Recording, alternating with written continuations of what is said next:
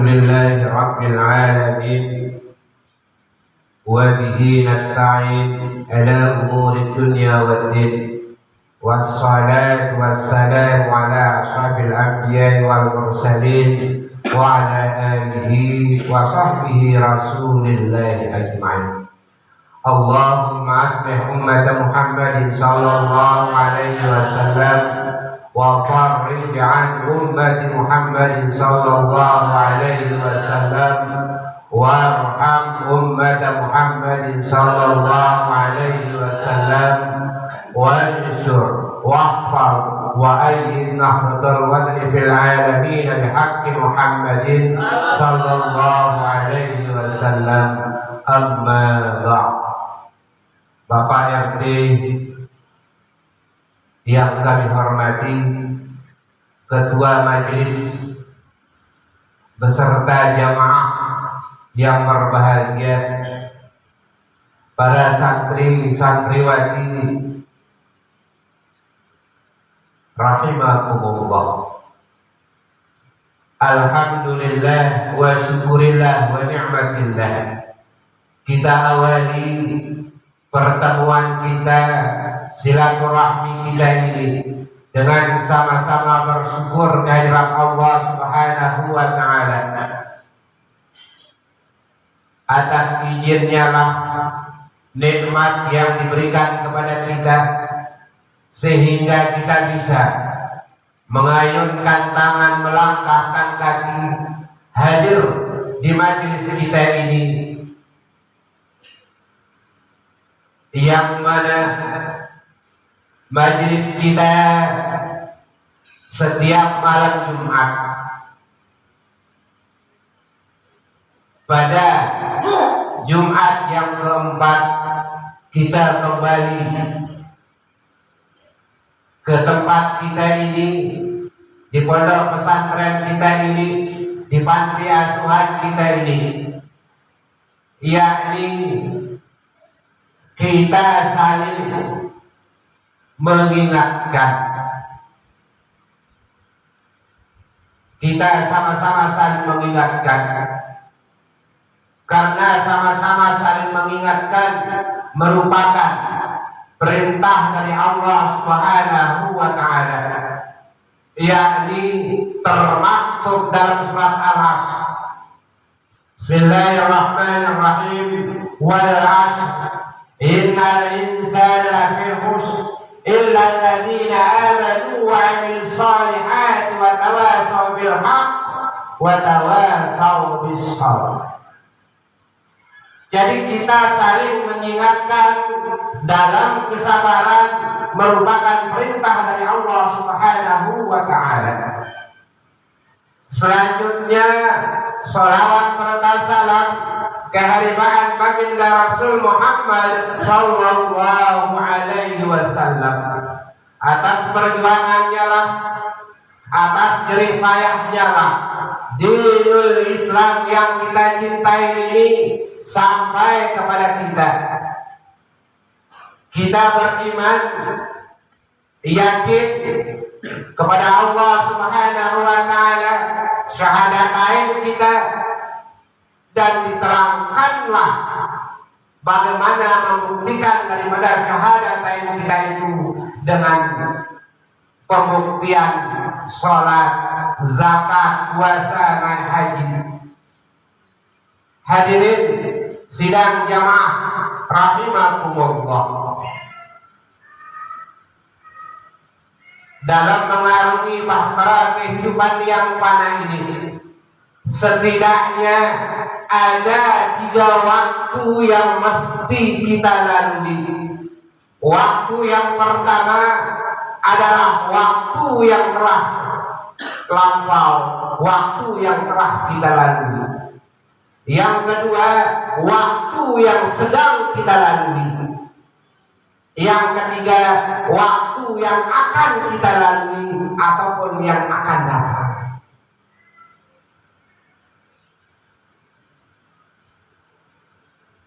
Mendapatkan kesempurnaan dari masa daripada waktu yang kita lalui ini, paling tidak secara umum ada 3 yang harus kita miliki.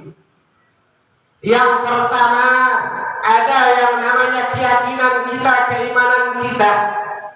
Yang kedua, niat, keikhlasan kita, ikhlas dengan tidaknya kita. Yang ketiga, punya cita-cita nggak kita, punya keinginan nggak kita.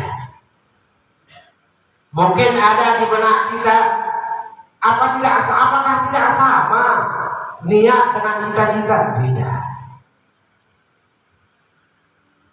Apa itu niat?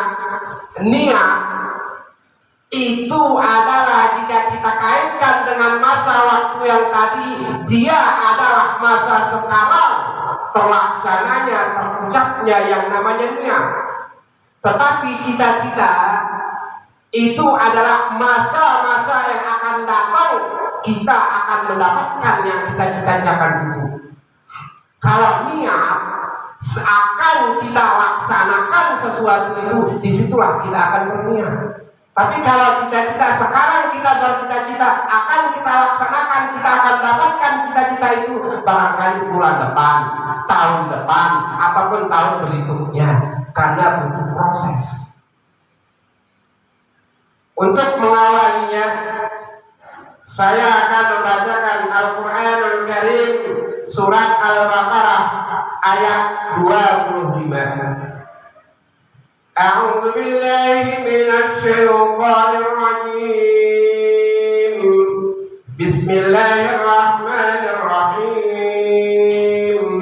Wa basyiril ladzina amanu wa 'amilus shalihat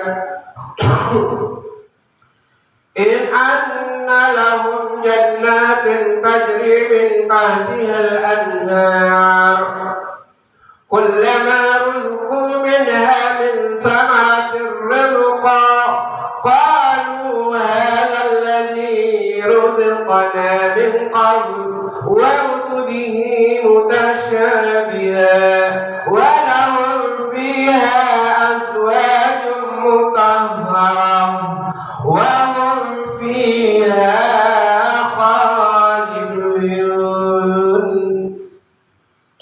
Sadaqallahul azim. Surat Al-Baqarah ayat 25 ini menceritakan, mengabarkan kepada kita bahwa bagaimana kita mengabarkan yang baik-baik, mengingatkan kepada yang baik-baik, memperingatkan kepada yang baik-baik. Wa basyiril ladzina amanu wa basyiril ladzina amanu, dan sampaikanlah berita gembira kepada siapa? Amanu, kepada orang mereka yang beriman, dan wa'amilus shalihat, dan berbuat baik, dan badan yang beramal baik, yang memiliki perbuatan baik, shalihat. Anna lahum jannatin tajri min tahtiha al-anhar, bahwa bagi mereka kesediaan kebaikan daripada surga-surga. Mereka itu yang beriman itu, yang beramal baik itu disediakan surga-surga. Siapa yang menyediakan? Allah Subhanahu wa ta'ala. Min jannatin tahdihal anhar, di dalamnya mengalir sungai-sungai yang setiap kali mereka diberi rezeki berupa buah-buahan.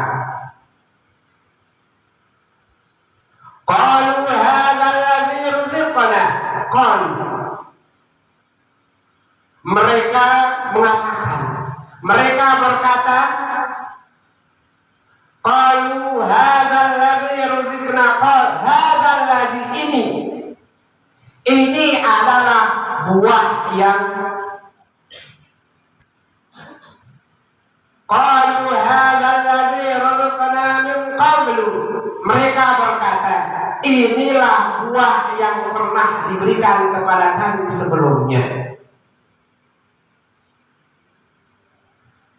Wa bihi mutasyabiha wa lahum fiha azwajun mutahharatun wa hum fiha khalidun. Padahal mereka diberi buah-buahan yang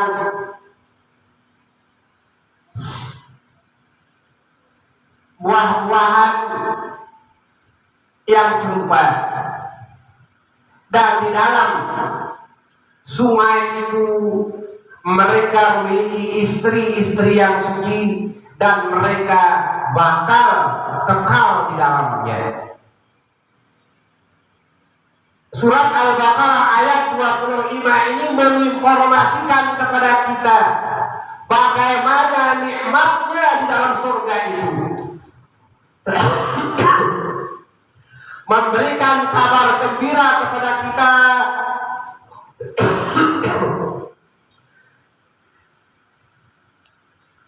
kabar gembira bagi mereka-mereka. Mudah-mudahan kita termasuk di dalamnya yang mendapatkan kabar berita yang baik ini,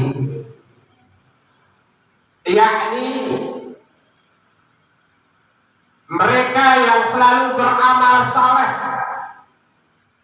Ini disiapkan surga oleh Allah Subhanahu wa Ta'ala, yang mana surga itu di dalamnya mengalir sungai-sungai, kemudian buah-buahan, buah apa yang belum pernah kita makan di atas dunia ini, di sana kita makan.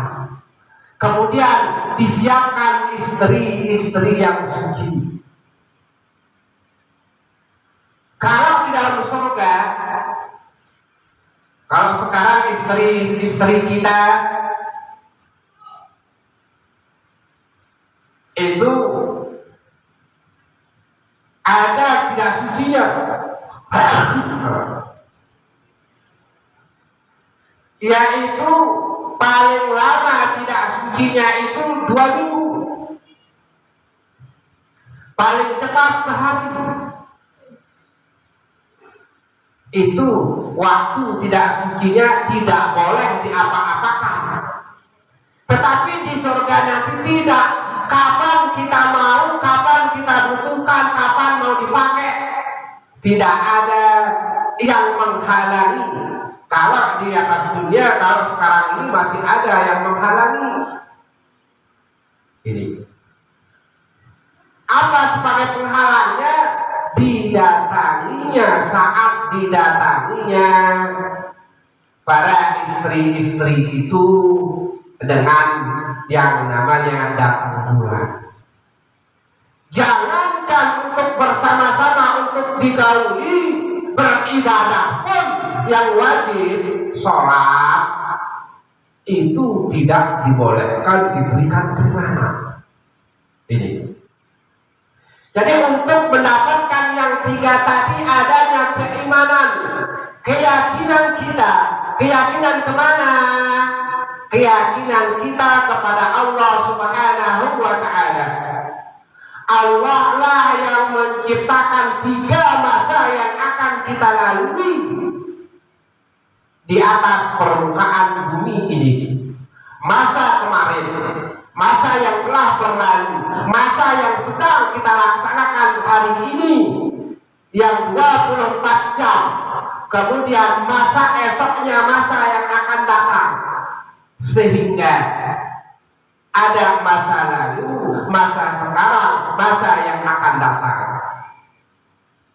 Kenapa mesti kita memiliki keyakinan? Dengan keyakinan inilah kita akan memiliki azam kan dari pelajaran kehidupan yang kita telah lalui di masa kemarin. Karena kita memiliki keyakinan, maka dapatlah kita menyaring, dapatlah kita mengevaluasi atas kejadian-kejadian apa yang terjadi, yang telah kita lakukan, yang telah kita perbuat di masa yang telah lalu. Ini sehingga dapatlah kita mengambil hikmah, dapatlah menjadi pelajaran buat kita. Sekiranya masa-masa yang kemarin itu lebih banyak kita berbuat maksiat, maka sekarang ini bagaimana kita mengurangi perbuatan maksiat yang kita lakukan itu. Ini merupakan sehingga menjadi pelajaran buat kita. Sehingga di masa yang akan datang besoknya, bagaimana agar kita tidak lagi melakukan kesalahan di masa kemarin. Dapat kita pelajaran hari ini dari masa yang kemarin, maka besok bagaimana kita berusaha tidak mengulangi kesalahan, kekeliruan di masa kemarin ini.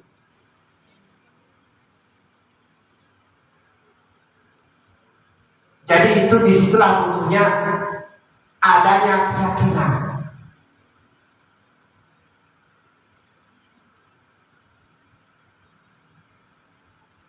Keyakinan ini,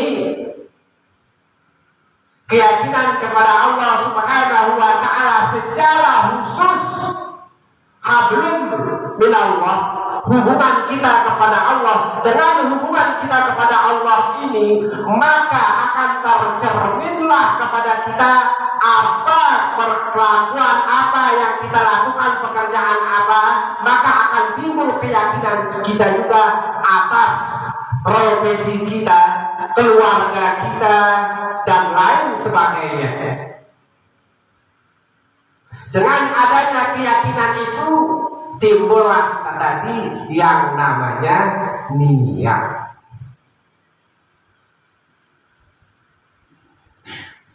Berbicara masalah niat, sering kita dengarkan, kita nggak butuhkan niat. Allah tahu kok apa yang kita kerjakan. Iya. Tanpa kita lapas pun, tanpa kita lapaskan sesuatu yang akan kita lakukan, Allah sudah tahu. Bahkan Allah sendiri yang menciptakan apa yang sedang, apa yang akan kita lakukan itu. Allah sudah tahu. Tetapi bagaimana adanya ucapan dalam hati kita bahwa kita sedang akan melaksanakan sesuatu yang telah diciptakan oleh Allah Subhanahu wa Ta'ala kepada kita.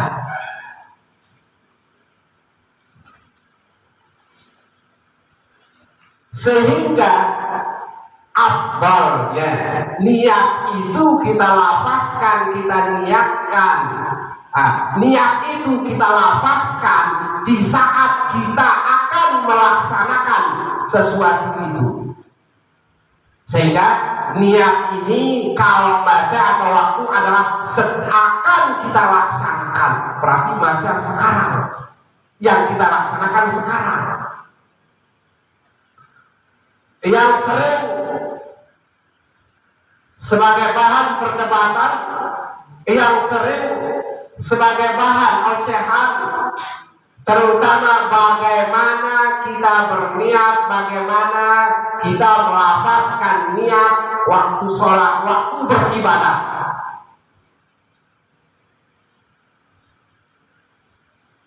Kita membaca usalli.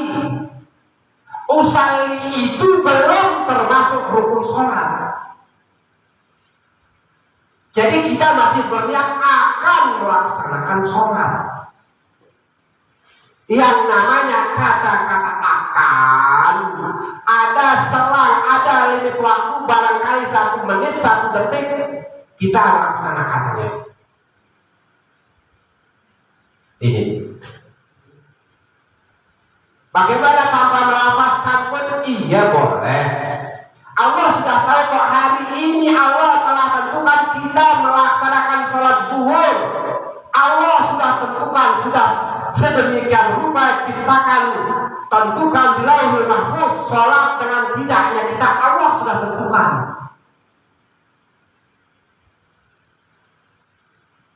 Akan tetapi sebaliknya, tanpa kita merubah, tanpa adanya kemauan niat yang tadi, maka tidak akan terlaksanalah apa yang telah diciptakan oleh Allah Subhanahu wa Ta'ala. Langsung aja takbiratul ihram misalnya, langsung aja sembelih kurban misalnya, Allah sudah tahu kok siapa yang korban siapa. Iya, itu hablum minallah. Sekarang bagaimana hablum minan nas? Kalau tanpa disebut, tanpa dilafazkan niat itu, ini dari korban dari siapa? Hewan korban dari siapa? Disitulah kita niatkan daripada si fulan yang memberikan kepada kita untuk disembelihkan hewan korbannya. Di situ. Allah sudah tahu kok siapa yang korban. Iya. Ini ada kaitannya dengan hablum minan nas. Hubungan kita dengan masyarakat, dengan jamaah, supaya tidak jamaah masyarakat itu tidak bertanya-tanya ini siapa yang punya korban yang dititipkan kepada kita untuk disembelihkan, siapa. Nah, itulah dilafazkan niat itu tadi.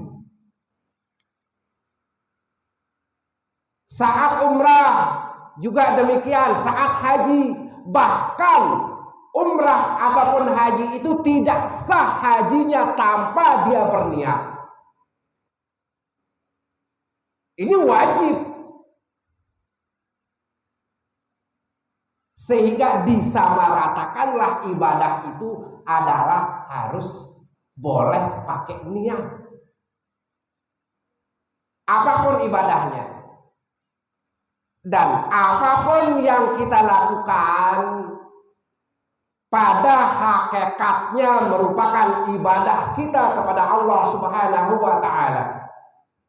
Kita kerja, masuk PT, kerja di PT, walaupun PT-nya itu miliknya orang non-muslim misalnya, bos kita non-muslim, tapi niat kita kerja di situ untuk menghidupi sebagai biaya keluarga beribadah kepada Allah Subhanahu wa Ta'ala, termasuk kita, itu adalah ibadah, mendapatkan pahala di sisi Allah Subhanahu wa Ta'ala. Kita akan mendapatkan kebaikan dari situ. Innamal a'malu binniyat. Jadi apa yang kita lakukan, apa yang kita niatkan, itulah yang akan kita dapatkan.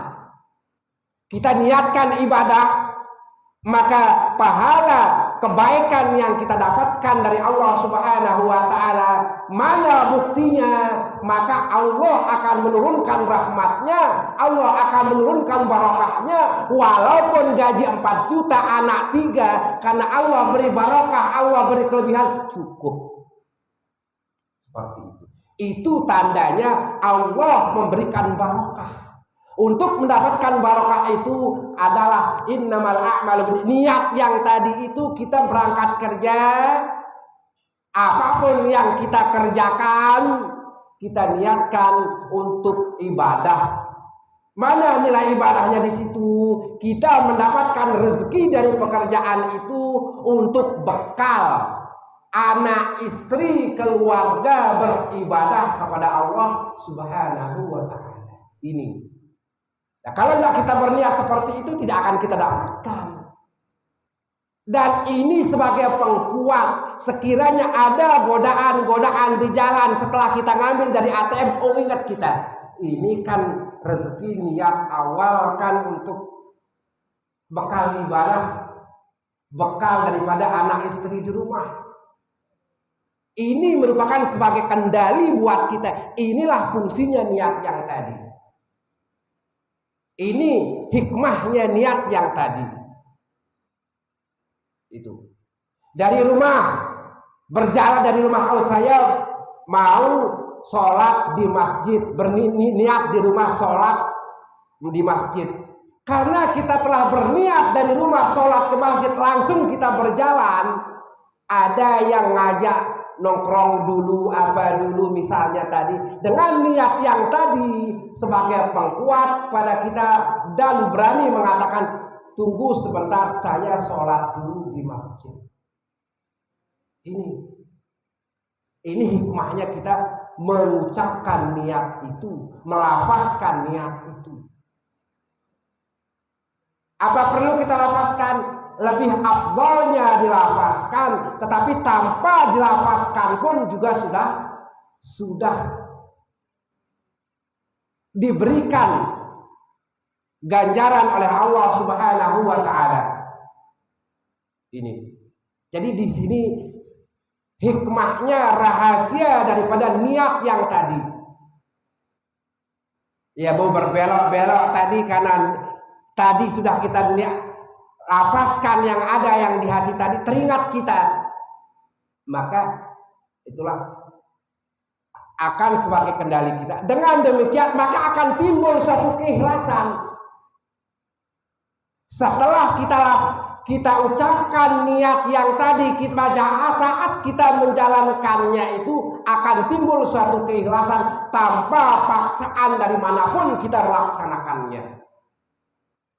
Mungkin di awalnya kita merasa berat begitu begini, tidak. Karena telah kita lafazkan tadi, maka akan timbullah keikhlasan yang tadi. Yang tadinya marah-marah dibangunkan sama istri untuk berangkat kerja, tetapi karena sudah niat awal bekerja di PT ini, bekerja di tempat ini sebagai bekal keluarga, maka kita akan terasa ringan. Memang awalnya berat, sehingga dengan rasa berat itu terikat oleh niat yang tadi, maka akan timbullah keikhlasan di situ. Sini dia rahasianya. Dengan telah kita mendapatkan keikhlasan dari niat yang tadi, kita mendapatkan keikhlasan, maka akan timbul cita-cita, oh dibahas yang akan datang, keluarga saya, anak saya harus seperti ini. Itu dia cita-cita. Itu dia cita-cita. Kehidupan keluarga saya harus seperti ini. Itu cita-cita. Anak saya akan saya masukkan ke pesantren biar dia bisa menyelamatkan keluarga dari dunia sampai akhirat. Itu cita-cita. Kemudian yang namanya cita-cita, kalau kita berkeinginan yang baik, kita laksanakan, maka Allah akan balas menjadi 10 kebaikan sampai 700 kebaikan. Jika keinginan kita yang kita cita-citakan itu adalah berupa yang kurang baik ataupun tidak baik, Allah tidak mencatat, Allah tidak akan Allah tidak akan memberikan dosanya. Tetapi jika cita-cita itu kita dapat, kita laksanakan, kita hanya mendapatkan satu kesalahan. Itu bedanya kita bercita-cita yang baik dengan buruk. Cita-cita baik belum kita laksanakan, kita sudah mendapatkan 10 kebaikan. Ini. Sehingga kita mendapatkan kebahagiaan di dunia dan akhirat ini, paling tidak kita bagaimana mendapatkan yang 3 yang tadi. Kita punya iman, beriman kita, yakin kita. Setelah itu kita memiliki niat, kita lafazkan niat, kita ucapkan niat itu. Dengan kita melafazkan niat itu, maka akan timbul keikhlasan kita. Dengan Dengan adanya keikhlasan ini maka akan timbullah keinginan, akan timbullah cita-cita kita untuk masa yang akan datang. Ini itu barangkali ya udah berapa ini? Udah 45 menit. Mungkin itu Pak RT bekal barangkali yang dapat kita sebagai bekal kita. Bagaimana kita meningkatkan keimanan kita, keyakinan kita kepada Allah Subhanahu wa Ta'ala. Dengan keyakinan kita kepada Allah Subhanahu wa Ta'ala, maka kita akan yakin Allah memberikan kehidupan seperti kita ini, memberikan profesi seperti sekarang ini, merupakan jalan mendapatkan keridhaan dari Allah Subhanahu wa Ta'ala. Karena kita yakin ini jalan pengabdian kita, jalan kita menuju ridhanya Allah Subhanahu wa Ta'ala, maka akan kita perbaiki niat kita dalam menjalankan profesi ini. Baik sang namanya sama-sama kerja, hanya ada kasar, ada kurang kasar, kemudian ada lembut, kurang kasar, tidak kasar. Tetapi yang namanya pekerjaan itu pada hakikatnya sama. Hanya skill yang membedakan. Kita tidak mungkin akan menjadi profesi kita, misalkan akan menjadi bekerja di kantor desa, misalkan di kantor lurah, di kantor camat, tetapi basic kita, ilmu kita tidak ada pada yang bekerja di kantor lurah ataupun di kantor desa itu, ya takkan mungkin kita bisa kerja di situ. Skill kita, kepandaian kita diberikan oleh Allah. Misalkan di tempat yang kasar, kenapa dikatakan kasar? Karena yang kita pegang itu kasar-kasar. Dan juga karena kita adalah makhluk kasar. Ya pasir lah, semen lah, kan kasar. Hingga menjadi keras. Seperti itu. Kita niatkan pekerjaan itu untuk mencukupi keluarga, akan timbul keikhlasan. Keikhlasan yang mana buktinya akan timbul seperti yang tadi. Karena kita sudah merasa ikhlas, maka akan keluarlah ungkapan kita, inilah profesi yang telah ditentukan oleh Allah untuk menuju ridhanya Allah Subhanahu wa Ta'ala. Ini. Sehingga akan timbul kejujuran, akan timbul akhlak yang baik, akhlak yang mulia di situ. Ini. Sehingga yang terakhir akan adalah cita-cita, akan adalah keinginan. Ini. Jadi mudah-mudahan yang singkat ini dapat kita manfaatnya. Sekiranya kita merasakan keimanan kita kurang, bagaimana kita untuk menambahkan keimanan kita ini? Sekiranya selama ini kita berniatnya kurang, maka mari mulai kita berniat apa yang kita lakukan ini agar bernilai ibadah di sisi Allah Subhanahu wa Ta'ala. Dengan bernilai ibadah, maka kita akan ikhlas melaksanakannya. Dengan keikhlasan itulah yang akan membawa kita untuk memiliki keinginan yang tulus untuk masa depan seperti apa. Sehingga sesuailah apa yang selalu kita doa, yakni doa satu jagat itu, Rabbana adina fid dunya hasanah wa fil akhirati hasanah. Ini apakah termasuk niat atau cita-cita? Ini adalah cita-cita. Jadi Rabbana atina fid dunya hasanah ini adalah cita-cita, bukan niat.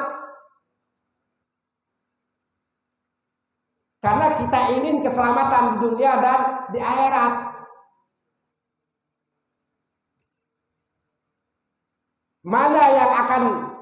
Mana yang sebagai bukti bahwa ini adalah cita-cita akhirat, kan masa yang akan datang. Itu cita-cita. Itu makanya yang namanya cita-cita perlu proses. Untuk kita meraih cita-cita itu perlu proses. Tak ubahnya laksana kita menginginkan anak kita ataupun kita ingin menjadi sarjana, anak kita menjadi sarjana, ada prosesnya.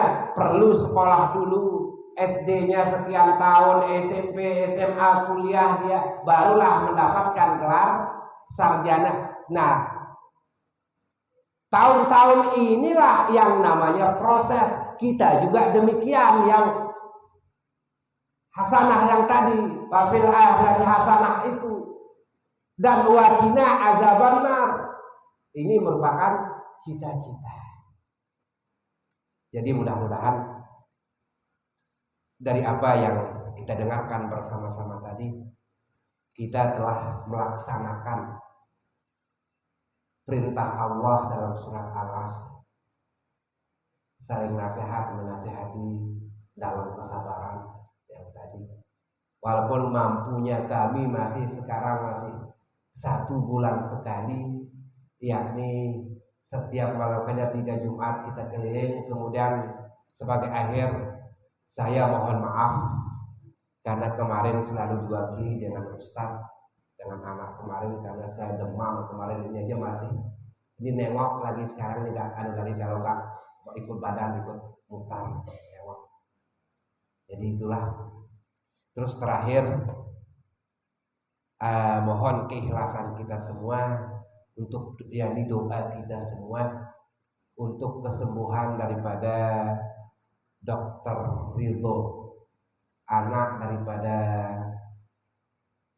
Dr. Fauzi SPOG, karena beliau sekarang sedang di ruang ICU, ada penyakit jantung karena badan gemuk yang tidak ada penyempitan, pembengkakan jantung.